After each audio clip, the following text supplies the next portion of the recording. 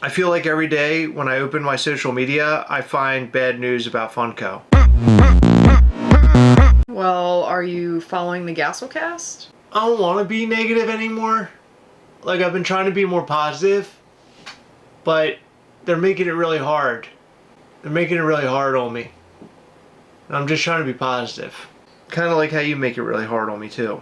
I'm a boner scientist. Okay, so there's like this website, I've never heard of it before, but it's called like For Eternia. Okay. And they posted this article. By the way, I'm not feeling good today. I can tell. Also, we're going to show cool art toys that we picked up at the art toy show in Philly a couple weeks ago, assembly required. I read this article, it popped up somewhere, and I don't know who these people are, but they're writing up a really crazy article. It looked like it's been written by us. You're not even prepared for it. I'm going to tell you that right now. Go to MischiefToys.com, sign up for our newsletter, and prepare yourself and your underpants for New York Comic Con and Night of Mischief. New York Comic Con is going to be incredible. Night of Mischief is going to be a night that you will remember forever. We have so much fun lined up for both events. If you haven't heard, Night of Mischief is separate from New York Comic Con. It's occurring around the same time, but it'll be in the evening on one of the days of New York Comic Con, and you don't need to be attending New York Comic Con to attend Night of Mischief. It's going to be so much fun. We have an amazing venue, so many things to give away, so many things to show you. Follow us on social media at Mischief Toys on both Instagram and Facebook, and sign up for our newsletter at MischiefToys.com so you can get the most up-to-date information about all things Mischief Toys, and you can hear about when those Night of Mischief tickets are going to go on sale first. You can check out our very first New York Comic Con exclusive once we do show it. Wow, you just took all the words right out of my mouth. Well, you don't have much energy, so I decided to put some energy into this Anyway, video. the other thing is that we're going to do Mischief in the Making. Mischief in the Making Oh, come on. I can't even talk about this? It is a community effort where we are going to have a sign up, and it's going to be like a week or two long. You can sign up. It's a flat fee. You will have a special part of MischiefToys.com where you have your own separate page, and there's polling and there's chatting with other members. You guys collectively get to choose what an upcoming figure from Mischief Toys looks like. It's going to be awesome. You get to choose the character, the theming, the colors, everything. Sign up for the newsletter. ForEternia.com. Have you ever heard of this website? No, and honestly, I'm questioning their validity. Have you even searched if they're reputable? I know I didn't, but I wanted to read it anyway because it seems like what they're talking about is pretty on point. But look at this. It's like a big old He-Man figure right on the front page from Mondo. That's so cool. They're specifically talking about Mondo because For Eternia is from Masters of the Universe, and Mondo is making all sorts of Masters of the Universe figures. But this is one of their 6-scale figures, okay? Mondo parent company Funko faces 80% stock drop, 20% workforce layoffs, and securities fraud investigation. Oh, okay. So we knew about the workforce layoffs. They're very late on that. Yes. And then the securities fraud investigation. I don't know what that's about. I think, isn't that the whole thing that you talked about with the board and people getting mad and not knowing where their money was going and all that, and they were being lied to? Isn't that what this is? Maybe? Yeah, they were being sold some BS. And when I say BS, obviously I mean bullshit. They were sold a lot of bullshit. Yeah, that's what it looks like. So that's what we've been talking about. Funko has been dealing with a lot of issues. And of course, their stock not doing so well, the company not doing so well, really. And then this whole investigation that's been going on, which has been going on apparently from like 100 years ago. It was like 2017 or 2018 or something. The workforce layoff is what? Guess how much Funko stocks are right now? How much? Just take a guess. How much it is right now if I Right want to now. buy a stock? If you want to buy Funko stock. How much? $2.88. Oh my God. Yeah. I could buy the company right now. $2.88. That's obscene. I was buying shares for like $4 a couple years ago, and I thought I was going somewhere. Yeah, I remember I bought some at like $7 and I thought I was doing good. Well, it went up to like $11 or $12 and things were looking real nice there for a little bit. Although, I'm not a big idiot. I didn't put a whole lot of money into it. I literally only put like 20 or 30 bucks into it just to watch the stock, but that's obscene. Down to $2. Well, that's what they're talking about here. Today's low was $2.71. Oh my God, that's so horrible. Okay, so it says it's not looking very promising over at Funko, and that's true. This is something we've been talking about. Funko, the parent company that acquired Mondo back in 2022. They make the Master Universe 1/6 scale figures, of course, is facing an uncertain future. So far, the pop culture collectibles company has been unable to stop their revenue from falling into a third year in a row.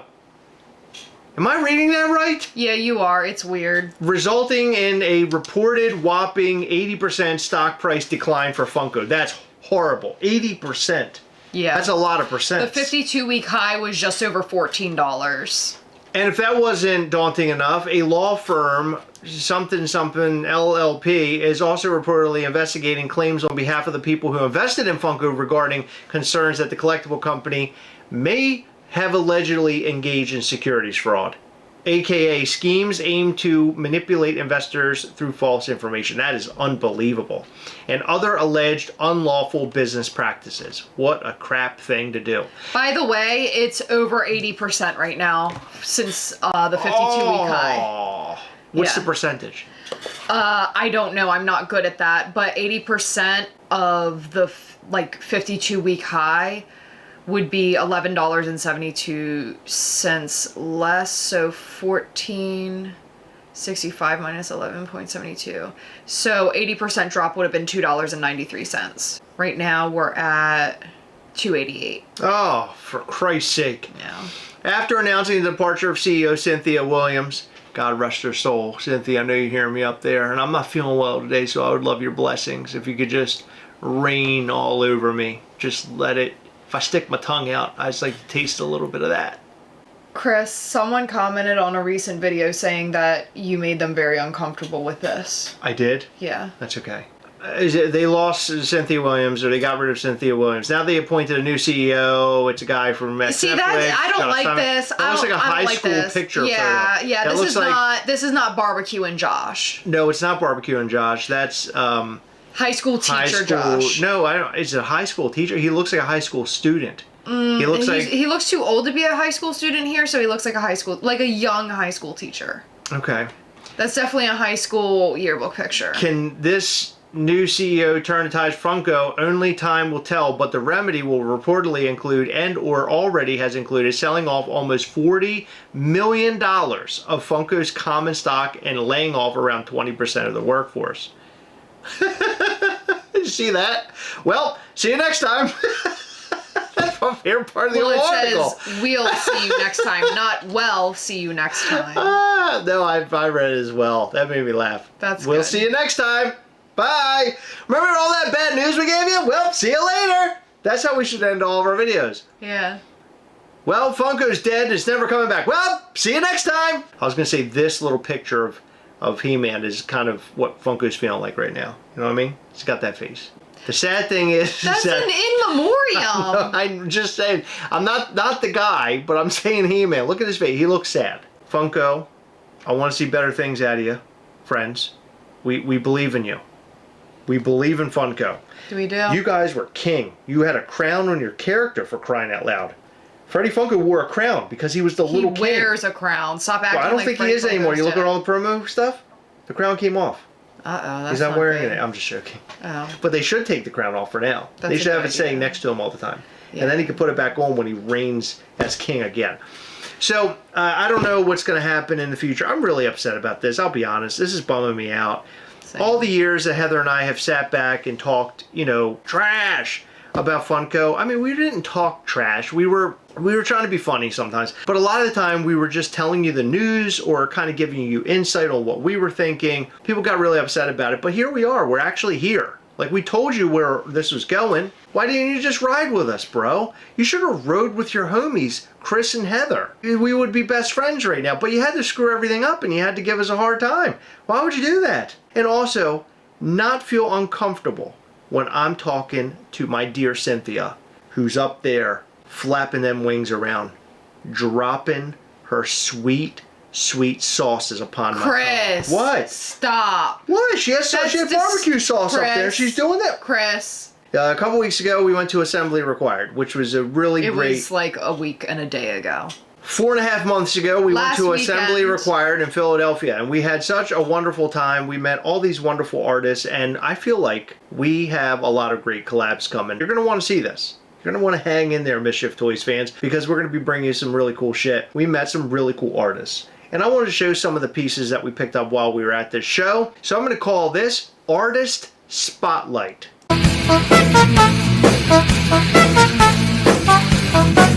His name is Dr. He's a penguin, but he's Dr. Plaguewin. This was a painted figure. This was hand painted. And this comes from Bleeding Edges. So you can find them at Bleeding Edges on Instagram. Very cool character. I bought the one that had orange and purple in it because it reminded me of like our home teams. I just thought that was kind of cool. Yeah, that's fun. Archive of Haunts, which we showed in our video about the Philadelphia Toy Show, Assembly Required. I love this little dude. It reminded me of Guar. He's disgusting, look. He's gonna burst. Zmot, and this might be one of my favorite things that I've ever purchased. I love it. I don't know, it's so simplistic, but it's so fun. Our friends Brian and Kelly got me this from... Oh, from Zmot as well? Yeah. Ooh, so it's like a little kitty cat slug. Oh, kitty cat slug. See how cool that is? And he has like little star glitter or glitter confetti. stuff? Yeah, something like that. Yeah. It's so cool. I gotta tell you, you know, this kind of opened my eyes to art toys and stuff because I've never been super into it personally. It's never been my thing. But after going to this show, now I'm like super into it. Like if you look at all three of these things as an example, they're so far different from one another. Yeah, it's crazy. Like it just shows you the wild minds of these incredible artists, these creative minds. This is a company that 3D prints their figures. This guy, and he's really cool looking as well. Carmelo. Carmelo, that's right, he's from Carmelo, so you can find them on Instagram. These are from Playful Gorilla, and Playful Gorilla has been following us for quite some time, or we've been following each other. He gave us this, which is supposed to be like a spermy thing. Yeah, it's sperm. Yeah, it's a sperm. And then this is a cheesesteak. Like a monster cheesesteak thing. That's so fun. And I bought it because I love, well, first off, I love cheesesteak, but I also love Philadelphia, and this is like the ultimate Philadelphia piece. Yeah. That's Playful Gorilla. You can go follow them online as well. This is a wild piece.